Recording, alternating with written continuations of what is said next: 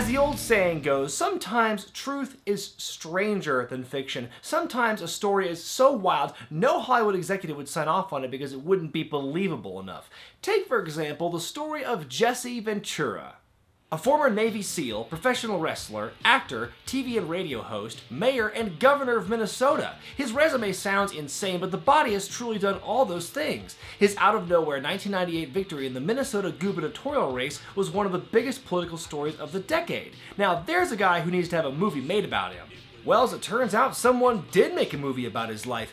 But in this case, the truth is downright normal compared to what these idiots cooked up.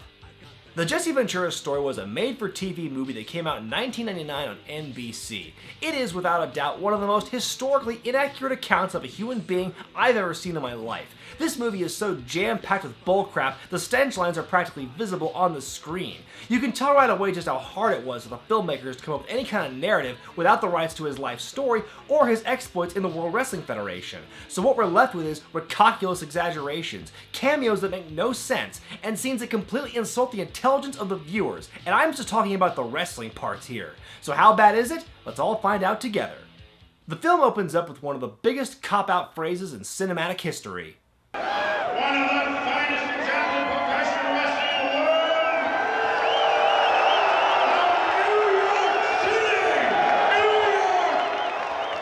New York! Okay, interesting that a flashback to 1984 would feature Kanyon making his entrance on a WCW set. Should I be at all concerned as to where this is headed?